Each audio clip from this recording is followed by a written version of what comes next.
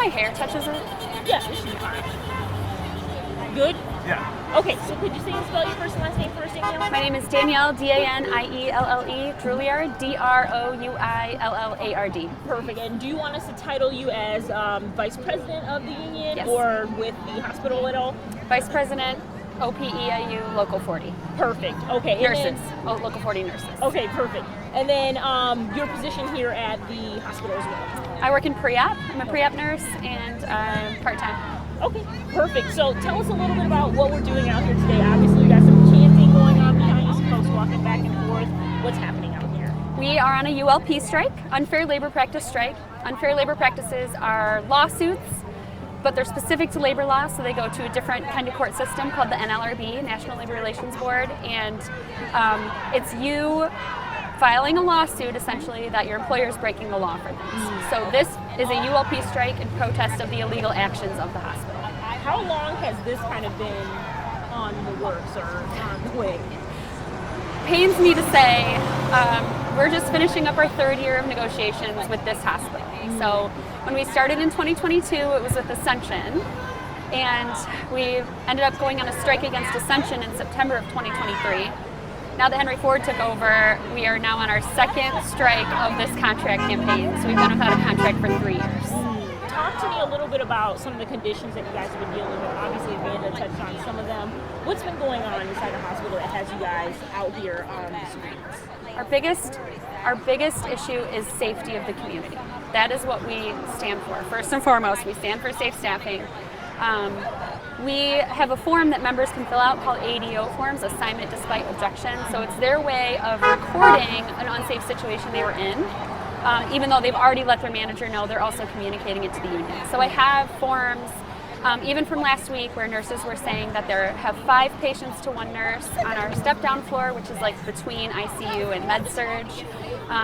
Nurses who are saying that they're tripled in ICU, where they have 3 patients to 1 nurse. These are unsafe ratios.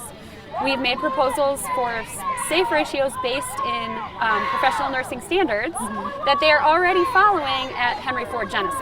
Henry Ford Genesis, and we have some of their nurses here today, have a staffing matrix. So they can follow a matrix, they know what it is, they just refuse to discuss it with us.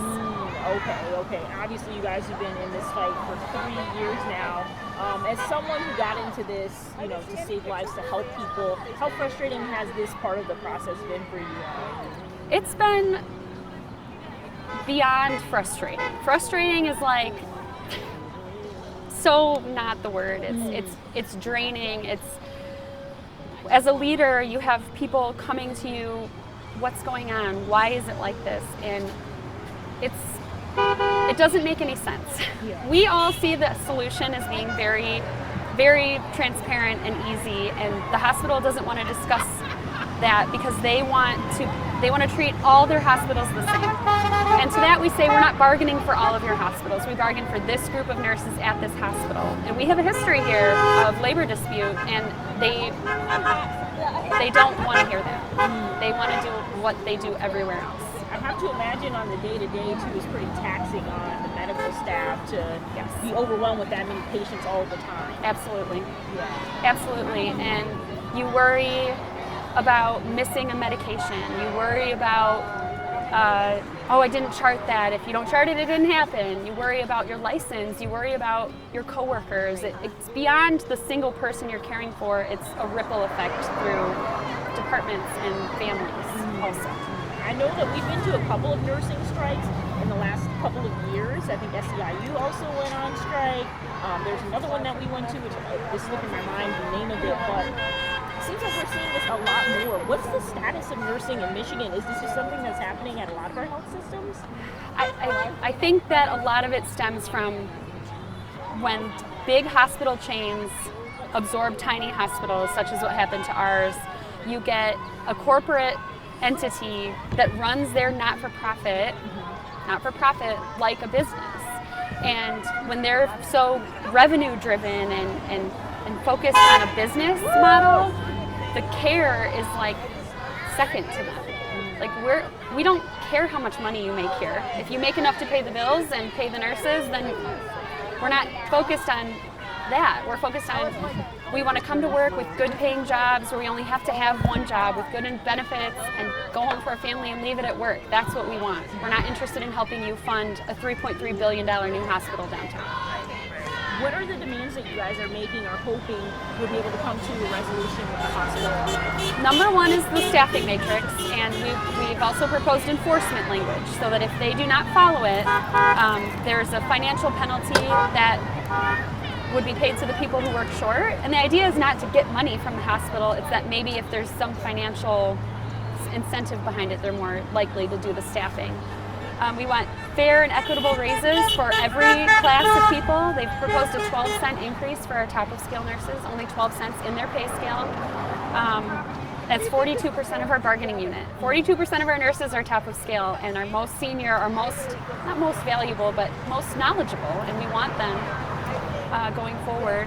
And also a lot of their proposals are either takeaways, concessionary, or weaken our union. And so we want our union protections preserved and strengthened, and we want a staffing matrix and equitable pay increases. Last thing I was just going to ask you is, obviously everyone who's out here cares about their patients. Why is this so important to you? Why are you out here today? I care about every single person out here. I care about people and what they're going through. Everybody has something. My dad, my mom, my kids, my dog, whatever it is. And when 86% of your nurses vote to go on strike, you take them on strike. And we're all fighting for these things, and their fight is our fight. An injury to one is an injury to all. And so, of course, I want those things for myself, but I want it for us more. Anything else you'd like to add? I think I might have missed, or people to know?